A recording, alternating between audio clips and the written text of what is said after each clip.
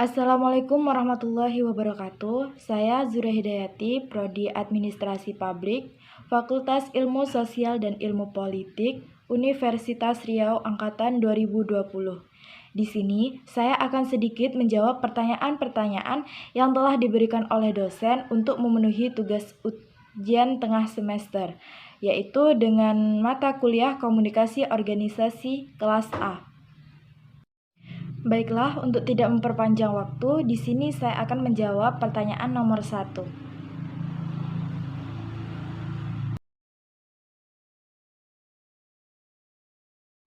Komunikasi organisasi merupakan bentuk pertukaran pesan antara unit-unit komunikasi yang berada dalam organisasi tertentu. Organisasi itu sendiri terdiri dari unit-unit komunikasi dalam hubungan hierarkis antara yang satu dengan yang lainnya dan berfungsi dalam suatu lingkungan. Komunikasi organisasi melibatkan manusia sebagai subjek yang terlibat dalam proses penerima, penafsiran, dan bertindak atas informasi. Menurut Wiryanto, komunikasi organisasi adalah pengiriman dan penerimaan berbagai pesan organisasi dalam kelompok formal maupun informal dari suatu organisasi.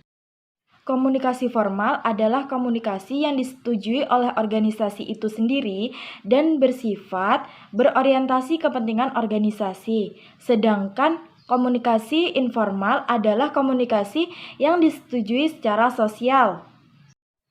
Baiklah, saya akan melanjutkan untuk pertanyaan nomor 2.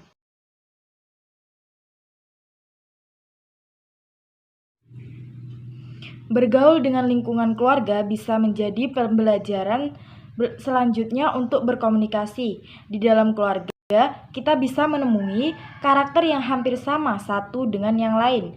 Persamaan karakter bisa membuat kita lebih mudah untuk bergaul tanpa perlu merasa takut, bahkan tidak yakin akan apa yang kita sampaikan. Bergaul dengan orang lain bisa juga menjadi komunikasi yang baik dengan lingkungan sekitar, mulai dengan menunjukkan kepedulian terhadap orang di sekitar kita. Belajar untuk mengetahui dan berpikir kritis dalam berkomunikasi bisa menimbulkan relasi yang baik terhadap orang sekitar. Jadikan komunikasi itu sebagai kegiatan yang menyenangkan. Lanjut untuk pertanyaan nomor 3.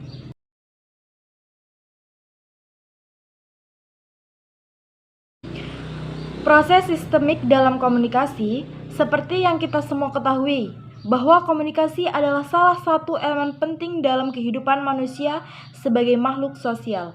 Komunikasi terjadi karena adanya suatu pesan yang ingin disampaikan kepada pihak lain.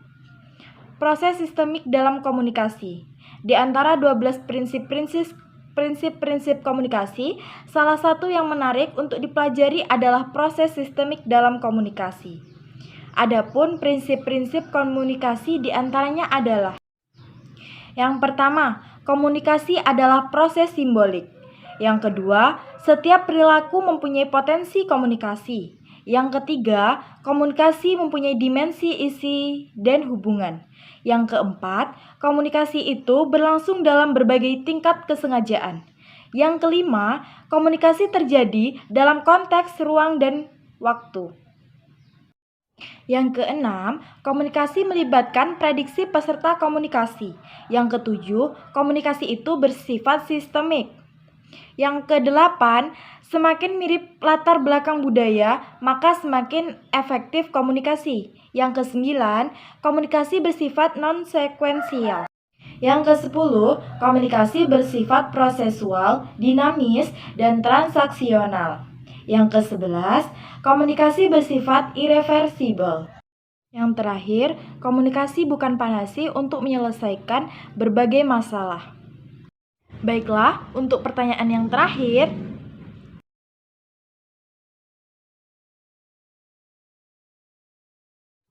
komunikasi pemerintah tidak hanya tentang mengelola opini publik, melainkan lebih dari itu. Bagaimana mengelola keseluruhan proses komunikasi yang berlangsung di pemerintah untuk mendukung tercapainya tujuan dalam penanganan COVID-19. Permasalahan komunikasi pemerintah dalam penanganan COVID-19 berdasarkan telusur dokumen, setidaknya ada 4 masalah utama komunikasi pemerintah dalam penanganan COVID-19 yang dihadapkan pemerintah di Indonesia, yaitu yang pertama, kurang akuratnya data dan informasi. Yang kedua, minimnya sosialisasi informasi terkait beberapa isu. Yang ketiga, kurang kepercayaan publik. Dan yang terakhir, kurang efektifnya komunikasi organisasi pemerintah.